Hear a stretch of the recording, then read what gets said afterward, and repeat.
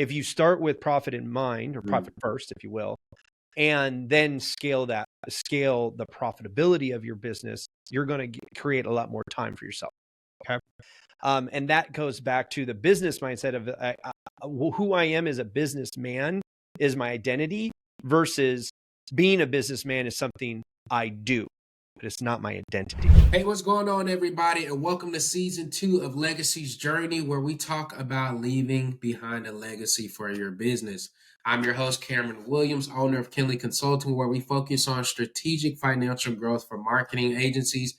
And we do that through using CFO services and consulting. Now, I told y'all it's season 2. And so, we had amazing guest season 1, but I wanted to take it to an even greater level. This is the road to $1 million agencies. These are people who are either have already made $1 million or are really, really close, because we want to give you guys value. We want to bring on people who are already doing this at a high level. So that way, along your journey, you get to skip some speed bumps. And so, I put out feelers. I had to let the network know. And one guy, which I don't even know why I didn't think about it, was like, I ran a whole company before, right? Before the current successful one. And I was like, you know what? That's right. That's you most definitely did that. So why not bring him on so he can tell you the good, bad, and ugly, what he learned from it, and how he's completely rebuilt the company the second go round and is doing it at an even higher level without none of the stress. Ladies and gentlemen, we call him Buzz, but the official name is Michael Bazinski. And I'm going to let him introduce himself. Welcome to the podcast. Hi, I'm Buzz. Is that a good enough intro? I can't do too much laughing, man. I'm not feeling right, so you can't.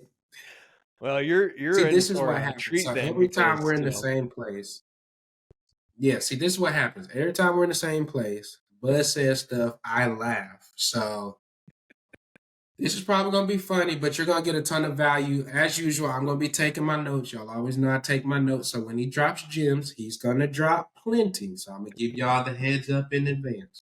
He's going to drop them. I'm going to recap them for you because I don't want y'all to miss nothing. Now, Buzz, let's jump into it. So tell the people who you are, name of the company, how long you've been in it, and then we're going to jump into it. All right. Yeah. Well, you already told everybody I'm Michael Bazinski. Everybody calls me Buzz. And I've been marketing for 30 years. I started as a teenager. So I guess longer than 30 years now. Jeez Louise. Anyway, I digress. So I was in the Air Force for 10 years. And after I got out of the Air Force, I was unemployable because I flew on a plane called AWACS, and I did computer work on 1984 technology. So nobody needed my expertise on 1984 bubble memory and CPU technology. So my second love, and what I had been doing for a long time, I was a part-time working musician for 15 years. So I started out in jazz when I was 13 years old, and migrated to rock and roll by the time I was 16, and working bands up until I was 28. And so one of the things that I wanted to do was always have a recording studio. So I opened up a recording studio in Anchorage, Alaska, of all places, and was going to, my dream was to build a destination studio. So my humble beginnings, first year, I brought in $72,000, and I paid myself a whopping $22,000 to live off of. So I quickly realized that living off of starving musicians was a bad business plan. So I pivoted that into a media production house. And one of my loves was marketing in the past. And I always loved working with small businesses over corporate and big entity stuff, enterprise stuff. And so I just started doing media production for small businesses. And over the years, that grew into what we call a creative agency. So we married my marketing prowess with media production that my company was providing, and BuzzBiz Creative it was the end result to that. And we grew that into a multi-million-dollar creative agency.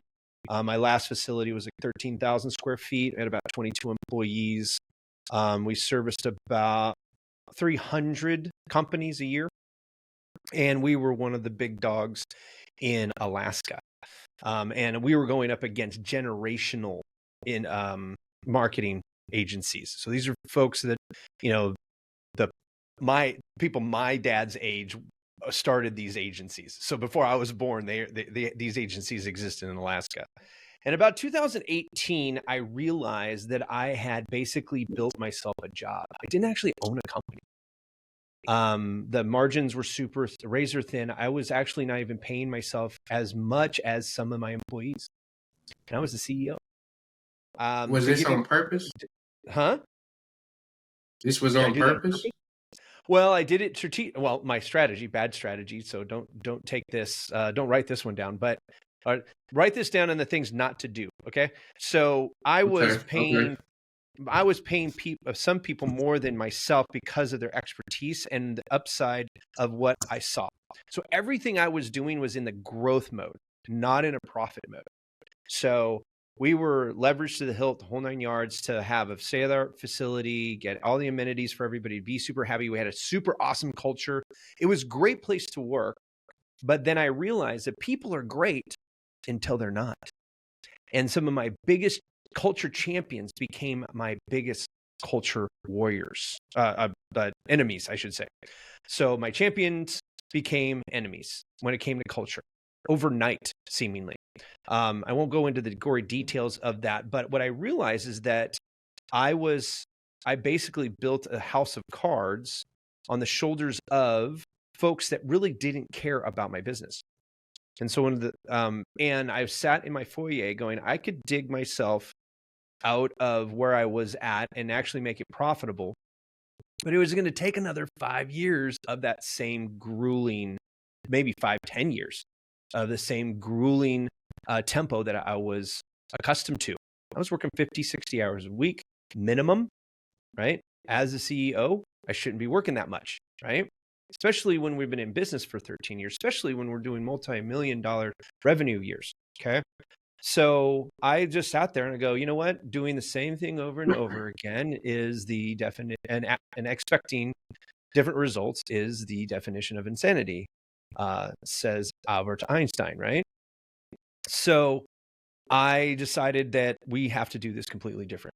So I told everybody, hey, listen, guys, we're going to close the doors on this $14,000 a month nut, which is the building. That's how much it costs to have the building a month. That was my overhead just to have the building. That wasn't the $1 million worth of payroll I paid out every year. It was just to have a building for them to come to. And I said, you know what, guys, we're all going to work from home. If you guys want to, I'm going remote. Then this is 2018. So remote working and remote companies weren't a thing yet. But I was like, I have to get out of under all this overhead, because this overhead was eating away at all of my profitability and my ability to even pay myself what I was actually worth as a CEO. So unfortunately, or fortunately, most everybody said, no, we're going to go find other jobs. Great. Have a nice day. And there are people who are not made for remote work, and there's other people who are not made for office work. And that's just the way that was. So I went from 13,000 square feet down to 1,300 square feet, and one person in the office, and everybody else was remote. And then about 6 months, 7 months after that, I actually got that down to 500 square feet. And then after that, I went into a co-working space, and have been in co-working space and home office ever since. So 2019, I started Buzzworthy Integrated Marketing, which is now called Buzzworthy Marketing. And since then, we have grown it. It's not into the 7 figures quite yet, but guess what? I'm 7 times more profitable than I was as a multi-million-dollar company while being in the mid to high 6 figures. So I'm making 7 times as much money, bringing in a quarter of what I was making in gross sales. I'm making my notes because we're going to come back to that right there. 7 times more profitable with a smaller company. All right, continue. So my goal is to build a $10 million company with 25 people, all remote.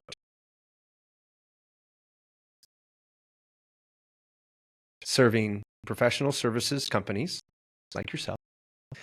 And at a profit of at least a net profit of at least 15%. That's after my salary.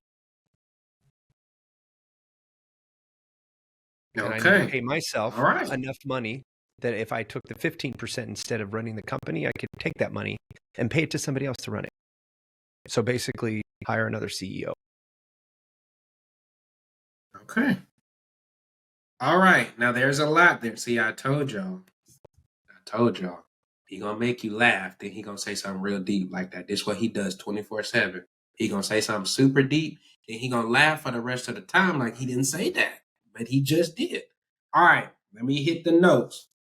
So to recap, you see, I told y'all we're gonna bring people that's not new to this. He true to this. He been in the game, 30 some years marketing, started his company. Now he said in 2018, 13,000 foot building, 33 employees, but he wasn't as profitable. What are some things you would say that led you to not being as profitable, even though to everybody else, oh man, you have this huge building and you got 33 employees and you must be killing it. I know you said the building in and of itself, high overhead, paying 33 people, but outside of that, what would you say are some of the things that set that up to not be profitable? Because I'm sure on the second round, you're like, nope, I'm not even going to do ABC. So one of the things that set it up was that we were on a hyper, it took me 11 years. So I started the business in 2005 to give you perspective. Okay. So there's the 2005 to 2018. That's the 13 years span that we're talking about in the buzz biz era. Okay. And it took me the first 11 years to get to 1 million. Year 12, we did 1.8 million. Year 13, no, I'm sorry, 10 years. I'm sorry, I had that backwards. So 10 years, first million. We did 1.1 million at the 10-year mark. That's how long it took. 18 months later, we hit our $2 million mark. So trajectory was like that, boom, straight up. We're like, man, we're taking over the world. But I was in about 5,500 square feet. Tops, no, 3,500 square feet. I'm sorry, 3,500 square feet plus some storage and stuff like that. So, and we are a production house, so creative agency just doesn't sit on computers. We have video rooms and print shops and duplicators and all these other things that need space. And we were growing so fast, run out of space. And so my lease was coming. Actually, my lease was a long-term lease, but I was like, I'm going to get choked out and I'm going to lose the cohesiveness of people not being in the same place. And because we had already gone through that when we lost a lease, long story short, our first lease, we actually lost it because they tore the building down. They're like, so this building's not going to be here, so you can't be here either at the end of our first lease. So it was like, okay, we got to go find it. But we couldn't find anything. So like for 6 months, we were in 2 different places downtown, which basically created this divide amongst the company because it wasn't cohesive. People didn't see each other every day, right? And so when I decided to make this leap, I just assumed, well, if it was 18 months to 2 million, it's going to be another 18 months to, or maybe even less, to 3 million, right? Because we're only looking, doubled in 18 months. Oh, it'll probably only take us 9 to 12 months to do another million, or 50% more than what we're doing today, right? And so I had that misnomer of the linear growth trajectory versus the entrepreneurial growth roller coaster.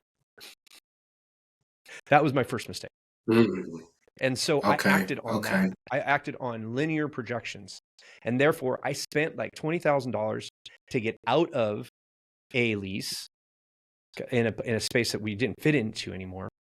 And then spent another $250,000 building out the 13,000 square foot facility. So we had a nice facility for everybody to be at. And it was gorgeous. Glass walls, you name it, we had it. Boom, boom, done. Okay. And about a year and a half into it, it was just like, wait a second. This is not, the growth was getting stagnant because we're in a small market, right? And the marketing realm in 18 wasn't as remote as it is today. So people still liked to see their marketers. So it's still quite localized. comparatively. And this is back in 2015, 2016, right? So, and another thing was that talent, I couldn't get enough talent to come to Alaska. And all of the talent that was in Oh, Alaska was already snap. with This other whole places. time, I'm thinking you meant you were in the Midwest. So, No, okay, you're in this makes more Anchorage, sense because you were in Alaska. Alaska. Yes. So it's not like I could Okay. just sit there. Like right now, I'm in Springfield, Illinois. I can go down to St. Louis. I can go up to Chicago, go to Indianapolis. I can get places pretty quick. And when they say, "Oh, you're in Springfield, you're only an hour and a half to 5 hours away," who cares, right? But nowadays, nobody cares where I'm at. When I moved from Alaska, I didn't lose any of my clients that I had at the time at all because they didn't need me to be in their place, right? If you do your Right. job well as a marketer, unless you're doing like physical production, like video production, audio, like in-person stuff, photography, those types of things, yeah, you're going to be where the business is at, right? But I have a plumber in California. I've got a med spa in Alaska. I've got a dental group in Virginia. I've got clients in Florida, New York, California, or not California. I already said California, Washington State. I mean, they're all over the place, right? We don't care, right? Once we find out where you're at, we just take a look at the demographics of your area, obviously, and on all of the indicators for that, depending on what type of service you have. But they don't. Right now, me and you are meeting, and we're in two different states. That is fair. And I didn't even care. I'm just happy to see you. I was sad that you didn't go to TNC this year, so I could see you there. I thought about it because I went, I guess it was in 2022, Okay. but we just have so much going on with what we're doing for clients. It's year Oh, January is end, horrible. it's Yeah, when trying they to get moved these it to January, projections I'm and sure you were goals. just like, "What?" Yeah, I was like, y'all, out of all the times you can do this. I mean, we could have done it. The team could have handled it, but I was like, no. So yeah, No worries, no worries. We digress. that's terrible. Plus, I've never been to Vegas. Mm. Gosh, you got to go to Vegas. Jeez Louise. You would have had to spend two That's what weeks in everybody Vegas just to says. get Vegas down. And nothing happens good when you stay in Vegas for 2 weeks. So Okay, we're we're gonna switch that subject now. Going back to the notes. All right, so that's why you had the big company. That's what you think. These are things I could have tweaked. Now, bringing it to today's version, you said you are 7 times more profitable with a much smaller company, not even the same amount of team members.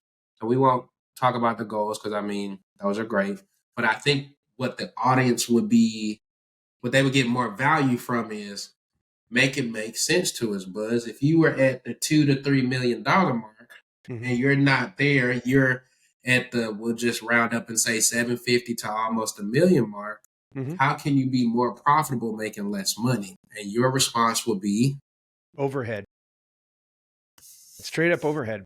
One of the best books I read as I was reorganizing my company was Profit First by Michael Michalowicz. That book right there changed that's a popular my one. life because it helped me understand money as it flows through a business, cash flow. I never understood cash flow. I have a degree in business management, right? And I did corporate accounting and all that stuff, and that was actually uh, my worst class. I think I got a C in that one.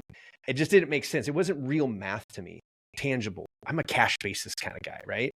But that's what Profit First allowed me to do is understand my money in a cash basis, and that if we can if you're not familiar with Profit First, it's kind of the is that like Mike Clark or Dave Clark, one of those financial guys who says get the wallet, the all the little envelopes, and you put your budget for each of them in the envelopes, right? Dave Ramsey. Dave Ramsey, thank you very much. So Clark and Ramsey, I always get the two mixed up. So it's the same concept where it's like, hey, listen, if you put your profit when you take money in, whatever you said your profit's going to be, you put that into a bank account or a wallet. And then, of course, anytime you pay profit, that means you're going to pay taxes. So you put another wallet for taxes and another wallet for your payroll. and another wallet for your operations, and another wallet for your marketing. And there you go. Now you live off of each of those for each of those reasons. So I can only pay myself what's in my payroll. I can only spend on operations what's in my operations account. Right. And that right there was a huge turnaround because it allowed me to reverse engineer my pricing. And so one of the things that really helped was we weren't charging what we were worth. And we were being sympathetic to our target market rather than helping our target market understand our worth. And therefore, we were billing at what we thought they would pay versus billing what we knew we were worth. And so That's my good. rates tripled. And nobody batted an eye when it came to the new clients. And I shed all but 12 of my old clients because we had over 280 companies that didn't understand the value we brought. And to raise the prices by even double was unfathomable for them. They couldn't even imagine why they would pay twice as much for the same service. And that was our fault because we told them what it was worth. We were charging $500 for $1,500 of the work. And so when you do that, when you go through all of that and take out all of the overhead, man, 7 times as much profit kept. That's money I'm keeping, right? At a quarter of the revenue. It all compounds really fast. And then the last piece. Now there's a lot he just said right there. Okay, I'll let you cut that down. Now, yeah, because we got to pause because I don't want them to be lost. So essentially, and this is something that we help our people with. So there are multiple ways to be profitable. Some people's default is they just think cut, which he did that. And we agree with that to a certain extent because you can only cut so much. But like in his case, hey, let's cut overhead. Like we don't need this huge fancy building. So bam, automatic more money. But then something very key he said was, okay, it's time to up our prices because why? We've been in the game for X amount of time. We know our value. We're getting our clients results. Now, this is where I want you to go back to because I think this may be all the courses will say it's a mindset issue, abundance or scarcity. But you said that you were willing to double or triple prices, knowing that there were going to be some people that were going to be like, I can't do it, my guy. How did you get to that point? Because I'm sure, to your point, well, I'm trying to rebuild. I need to try to keep as much as I can. I got a team. I got my own goals. I got the amount of money I want to make. So what helped you to say, you know what? I'm going to do it, and it's going to be what it's going to be. So it came to the first thing is I knew that the majority of them, not just some, but the majority of the clients were gonna be shed, and for many reasons. I didn't renew some clients. I was like, I don't want that client anymore. Right. At one point, I thought, well, maybe I'll just have a lifestyle business. Right. And I'm like, I'm just going to take the business that I can handle myself. And I'll have a couple of contractors help me with a couple other things. And that was it. Right. So I went all the way back down to solopreneur mentality and worked my way back up into the entrepreneur that I am. I can't do it. It lasted like 2 weeks. I was like, I don't want to sit in front of a computer and do this. I used to love to sit in front of the computer and create things. The problem is that as a solopreneur, it's tiring because then you still have to do the business, right? And that's what kind of drove me into my entrepreneurialism to begin with, because I would work a 16-hour day so that I could get all the creative done and the business, because you have to do the back end, the sales, and all the other things, right? And so I wish I could tell you that I just sat there one day in resolute manner and said, this is what I'm going to do. And here we go. Like, I was scared just like everybody else. I'm like, how am I going to pay my bills? I had a mortgage by then, the whole thing, I was like, ugh. Right. One of the things I had to do personally is actually go through a bankruptcy. because some of my business tidings were tied to my personal credit, and I couldn't pay out those debts when downsizing, right? So there was a lot of pain and a lot of fear. At one point, I thought I was just going to go and get a job as a CMO at a medium-sized company and go, why am I worried about it? Then, of course, my wife now, my fiance at the time's like, you're not a CMO. You're an entrepreneur. Yeah, you can be a fractional CMO for people, but you don't clock in at 9. You don't. That's just not how It's you do not the it. real Like, you. you don't stop thinking about Right. your business because you love doing business so much. You love the business part of it, and so it became a culmination, to answer your question, of just little mini iterations. Like I told you, we went down to 1,300 square feet. I didn't even believe in my own self that, or even understand what a fully remote company looked like, because I was going from a traditional business model to what was really just kind of underground before COVID, right? Nobody understood it. Nobody had a lot of references on how to do that and how much to do it, right? Now, I don't have an actual physical building anywhere. I have I have 2 desks, one in 2 different co-working spaces, and then my office is at my home, and that's it, right? And I didn't even understand that until I moved to Springfield, Illinois, when we moved away from Alaska in 2000, later in 2019, right? So you're not going to get to that point where it's like, oh, this is it. You're going to go, okay, let me double my prices and see how many people say yes. And then you're going to get 2 or 3 yeses on that are going to be too easy. And you're going, oh, that's not quite enough. So you get another 50% up on top of that.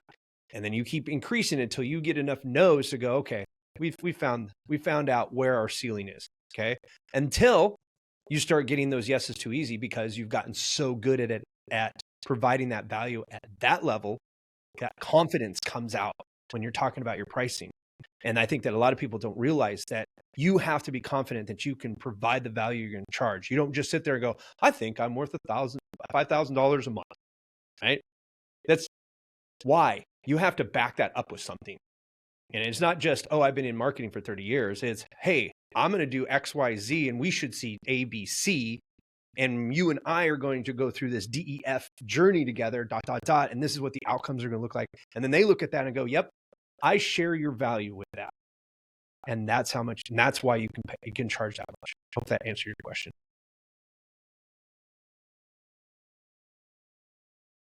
Okay, because see, the way you said it, it was more like I just decided to boss up one day and I was like, we tripling prices on everybody. At the But to first, I your did point, do I double. think that is I did very, do double right at the beginning.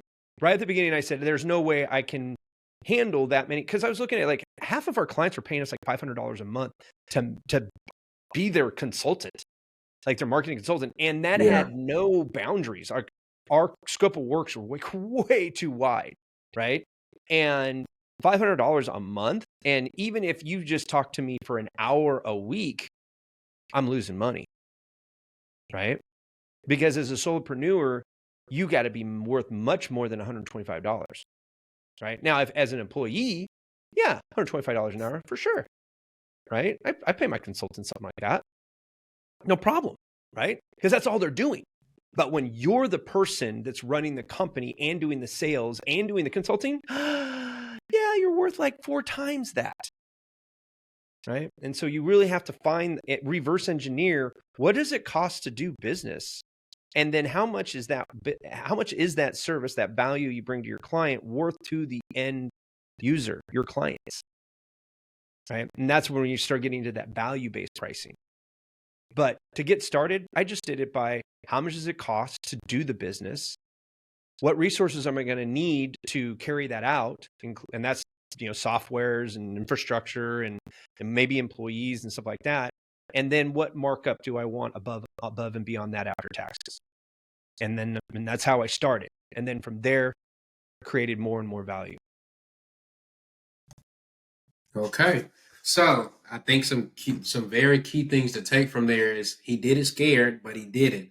And I think a lot of times as business owners, we always get kind of caught up in like, oh man, we should just do it just because, and it's gonna be so easy. But I think you can see like he had to make that choice. Did it cost him some short term pains and make him deal with some hard consequences? Yeah. But on the other side of it, I'm just saying, who doesn't like 7 times more profit? I'm just saying. I'm just saying. All right, let's move that one on. So there was a lot there. We didn't even really get into our questions. That's good. Okay, I would say, what was it like when you made your first sale? But I think at this point, tell me about your biggest sale and the emotion surrounding it. So you had the big company over 2 million. You rebrand. Now you're starting it back up. You're getting the momentum. Your recent most biggest sale and why it's important. There's a couple that happened the last 18 months. And this all came from when I went from an integrated marketing firm to a strategically forward marketing firm. And that's when we dropped the integrated and the buzzworthy integrated marketing. And so I have been moving towards just really focusing on fractional chief marketing officer, fractional CMO services. So strategy. Okay. And kind of moving away from that fulfillment side. Now we still have fulfillment, but we're focused on the strategy first, right? And so I wrote a book during COVID called The Rule of 26. And that was all about strategy and bringing the strategy down to 3 objectives. And the best day I had, I was actually at a mastermind. Where was I? I can't remember where I was. But anyway, I was at a mastermind. And I got a call from a lady who heard me on a podcast, heard about the book. Her husband read the book. He got excited about it. So she got excited about it. And they signed on for a $90,000 retainer for 12 months. And it only took me 2 hours of talking with her on the phone for her to be convinced that that was the right move for her business. That's pretty good. Okay, well, let's make sure we I shout the spend book more out than that again. on people that want to do search marketing, and they only spend maybe $1,500 a month. This woman was going to be spending $7,000 a month, $7,500 a month, right? Okay. All right, so tell them the name of the book. The book is called The Rule of 26. A copy of it right here for those on video. There you go. He has a copy in case you can't see and you're There you listening go. to just You the can get a audio. free copy. Actually, I'm co-authoring different versions of this book now. So this one is for professional services. That's who I deal with, professional service providers. A lot of them in financial. And but I just finished one for safety industry businesses, and working on one with another fractional CMO and marketing consultant on nonprofits. She only works with nonprofits, and so we're talking about writing one for her for that. My first one, he just gave me a call yesterday and said that, hey, by the way, I just got my second consulting client, fractional CMO client, just like I explained to you, from my book. And we launched that book 5 months ago. So he's gotten basically $180 something thousand worth of contracts in the last couple months for doing that. But my second best was just a couple months ago when I had a dental group out of Virginia had saw me on Digital Marketer on the directory there, saw that I was a strategist, Okay. read the book cover to cover. It's only like 110 pages. And then gave me a call. A half an hour into the conversation, he says, yeah, let me sign up. He'll be another $90,000 a year in fees for everything we're going to be doing with them. So those two right there are the big ones. Okay, so do you think that maybe, I guess we would call that being the authority in your industry. So you think that can be done in multiple ways, but let me not ask that because that's duh. Do you think being an author can land you deals like this if done correctly? If done correctly, yes, 100%.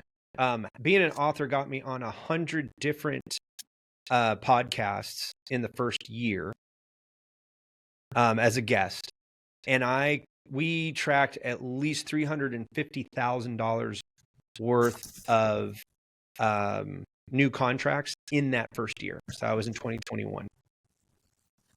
So I'm just giving you highlights of the two biggest ones, right?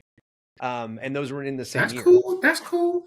Yeah. And I think it's important because I think until you are aware of what the possibilities are, that's why we like to ask this question. Because some people may be like, "Dang, I'm never going to make more than a 10K. That's my highest ticket."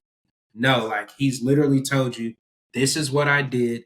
It landed me this kind of deal." You have to do it right. You have to do it with a spirit of excellence. You have to have a plan, a strategy. How's it going to fold into what you do? But it is Mhm. possible to have deals like this. So that's a great answer. Okay. And Now that's you and talked about your team a one of little the bit. things. Before you move on, one of the things we're doing with the Rule of 26 is helping other marketing consultants utilize my concept for their businesses, because I can't help all of the SMEs and SMBs in the United States, right? So, and the Rule of 26 is easy enough for anybody to utilize. They just need to tie their name to it, right? And so that's what I'm starting to help. That's kind of my legacy. When we talk about legacy, it's like that's one of my legacies, is actually helping the next wave of marketers take what I have created for themselves and create their own legacies through it, without having to come up with something completely new and drudging through all the stuff that I had to drudge through. There you go. Okay. Okay. All right. Now you talked about your team. Now you just said, or at the beginning, you talked about having a team of 33 people. Now your current team size is how many? My current team size right now is at 10. But Okay, tell us differences. Like, the big difference what? is this: I don't hire on a set amount of hours every week anymore. So we used to hire part-time at 20 hours a week, or full-time at 40 hours a week, 35 to 40 hours a week. Now I hire on demand. So if I have hours for you this week, then you get them. If there are no hours, then you don't get paid anything, right? Now, we do most of our business is on monthly recurring revenue, so retainers, right? So we can give them a rough estimate of how many hours they're going to get, but say they don't do a good job on an account and the account goes away, they lose those hours until we replace them through their sales. So now they have just as much vested interest in keeping that client happy as we do. When I had employees, going back and doing some of the forensic stuff, because that's another whole nother thing right there. The downfall of BuzzBiz. It was the transition, I should say. But what I saw when I went back and looked at, the history of what was going on with accounts, you had employees just sitting there doing their own thing. They weren't even doing the work that we were paying them to do. And they didn't care. They had a job. Right? Yeah. What do you mean they didn't care? They just didn't care. Not everybody's a good employee. And I didn't have I wasn't the one doing all of the hiring on my company anymore. At that point, I had a operations manager. They hired. We had department managers. They interviewed and hired. But I trusted but didn't verify. I didn't have checks and balances in my business, right? And so now, as we're building this out, we're just doing it with somebody that we had to let go today or yesterday, because they were not communicating. And then we went back into our project management system and found out that the guy was just punching hours in and not really doing work, right? And so now we're, as we get bigger, we find checks and balances and assign those checks and balances to people in a hierarchy of my business. So there's 2 of us that are just about full time. Everybody else is part time, 15, 20 hours a week. And most of them are lifestyle employees. They don't want full time, which is great because that means I can get 2 employees at the cost of 1 full-time employee. And the reason it's not no difference in money, but it has a difference in diversity of workforce. So if one goes away, I still have another one that can pick up the slack. Somebody gets sick, they go on vacation. Maybe they go find another job. Maybe they decide to go back to the office instead of working remotely. But in marketing, there is a whole ecosystem of employees out there looking for remote part-time work for whatever reason. They're parents, single parents, or stay-at-home parents, or they can't. I have one of my employees has fibromyalgia, so she can't work more than about 20 hours a week, and she's in a position to where if she's sick, we don't lose traction on anything as far as clients. She's not client facing, right? So it gives me a lot of flexibility without the cost, and it gives my team members flexibility in how they work. Whole different mindset. Okay. All right. So being a really cutting edge company in regards to structuring hours, lifestyle, work life balance, etc. Okay, I like it. Now, let's talk about that. So now you've grown your team. Now I know you're a super numbers guy because I've seen like some of your spreadsheets and they are very, very good. Now, what are some cool things? No, you know what? I'm not even gonna ask you that question. I'm gonna switch it. Okay, best investment to date that's yielded the most ROI. In the new iteration, the best investment that created the highest ROI has been books. Books and masterminds. Oh, I wouldn't have thought you would have went that route. Okay, I see why you Yeah. said that though. I mean, that education is so important. Continually learning how to better yourself. So I read a book called from Gino Wickman called Traction. He talks about the entrepreneurial You operating system, know, right?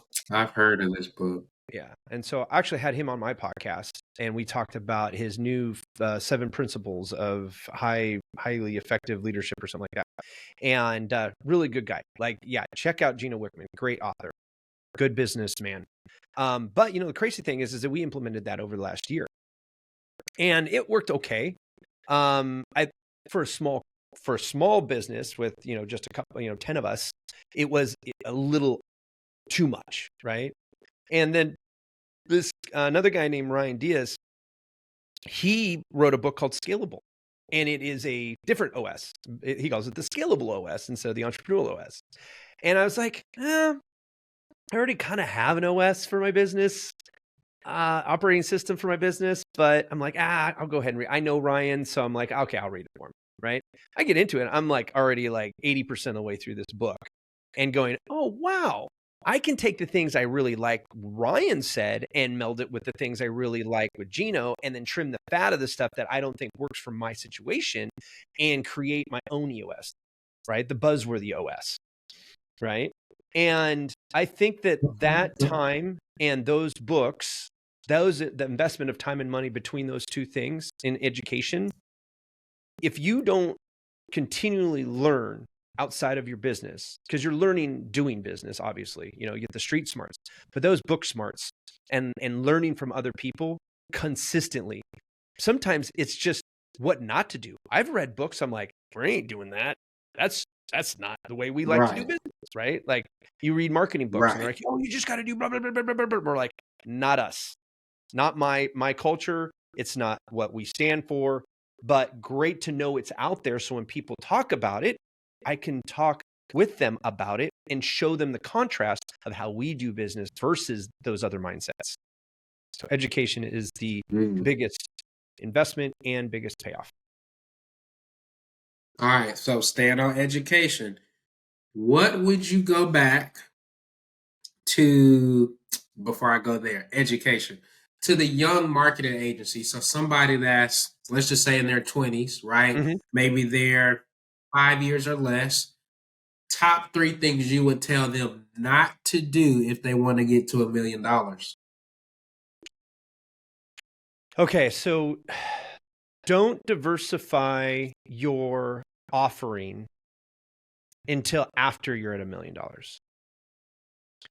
So most marketers get into the business because they've done marketing for somebody else, They learn through an agency. They might have been, the de facto techie, so therefore marketing guru in a small business, the whole 9 yards, right? There's all sorts of ways we get into marketing. Whatever you're really good at and you're really passionate about, then you need to have both, right?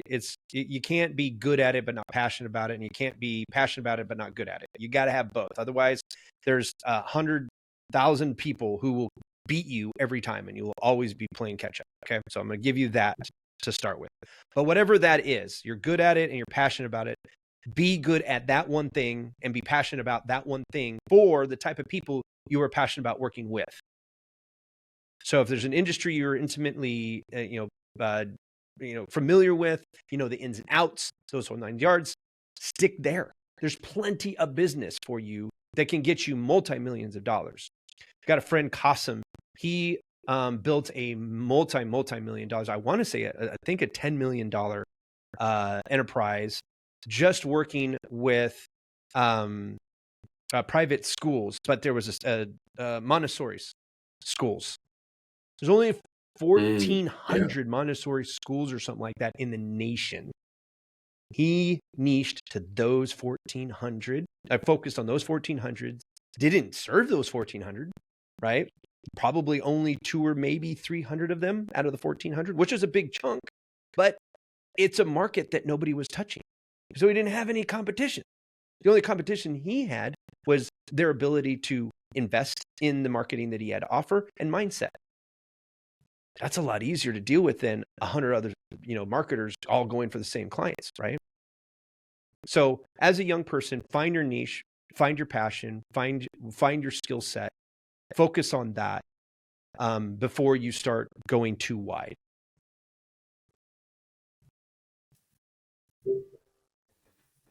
There you go, from a pro. Okay. Let's see. All right, we're getting close to end time, so we're gonna go rapid fire here. All right. If you had to go back in time to college age, knowing everything you know now, like you get 5 minutes to hop back in like the time travel portal or whatever, or in the multiverse, whatever you want to call it. You got 5 minutes. What are the main few things that you would tell your college version of yourself? My earlier version of me, when I first got into business, I would tell them focus. Like I just told you guys, focus. Number 2, patience. And number 3, money. And I would tell them the importance of profit and be profit driven versus growth driven. And you can be, and you're going to be more profitable the more focused you are. And that no matter what you do, it all takes time. Okay. All right. 2 or 3 things that you do consistently that you say would contribute to your success. Reading, learning, teaching. I read consistently. Okay. I write consistently, which is part of my teaching. But you learn when you teach. I tell that to a lot of people. Like, you want to learn more? You're like, there's nothing out there. No, let's start teaching. You'll find some. Because people start asking you questions you never thought to ask. Okay. Favorite thing to do during the week to connect with wifey? With my wife? Yep. Okay. Favorite thing? Well, we cook. We're cookers. We're foodies. We like to cook. So she gets home from work. I unplug. We go into the kitchen. I'm the grill master. She's the sauce master. We both share the sauteing and other things. But yeah, we love to cook together. Okay, there you go. There you go. All right. Last 2 questions. How has your definition of success changed from when you started Company One versus present day here in 2024? Very good. Growth mindset versus profit mindset. Business mindset versus lifestyle mindset. So I'm going to explain that. So growth mindset, meaning that I just figured more money, you'll eventually become profitable, versus if you start with profit in mind, or profit first, if you will, and then scale the profitability of your business, you're going to create a lot more time for yourself. Okay.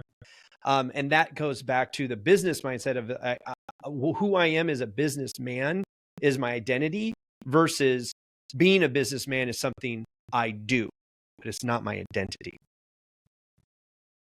There you go. Okay. Okay. Last one. What has being a business owner taught you about yourself as a person? That I'm the most impatient person in life. It's taught me how Okay, ADD I that's am fair. and unfocused I am. It's taught me a lot about leadership and how good a leader I am. And I have a very low, my wife will tell you, I have a low self-esteem. And that's rooted into things we don't have time to talk about today. But I do. I don't have a high personal persona of myself, right? I don't regard myself as, smarter than anybody else or anything like that. I just been doing the stupid stuff long enough to learn better. That's about it. But I've learned now through that and in teaching people and learning from other people who have been doing it as long as I have that actually, no, I'm pretty darn good at what I do. I am an exceptional person. And that is something that I wouldn't have gotten had I stayed as an employee. There you go. All right. Well, we know you got to go help more people. This is the end. But before we go, I want you to tell people how can they get in touch with you? What's the best way to get in contact? Best platform. If you want to show the book again, so they know where to get that. Who you help, who you serve. This is your time to do all that. Awesome. Great. If you want a copy of the book, I'm giving this away right now. Go to ruleof26.com. Just pay for the shipping and handling, and I'll give you a free copy. I'll even sign it for you. If you want to follow me on LinkedIn, Michael Bazinski. Just look me up there. And then for who I serve professional services-based businesses is my primary business with Buzzworthy Marketing. And so those are your CPAs, financial professionals, law, architects, you name it. If you're a professional serving other people, I'm helping those people. And then secondarily, I'm working with other marketers to help them have their own piece of authority, like the Rule of 26, specifically the Rule of 26, but with them as co-authoring for their industry and their niche. And you can reach out to me directly at buzzworthy.biz.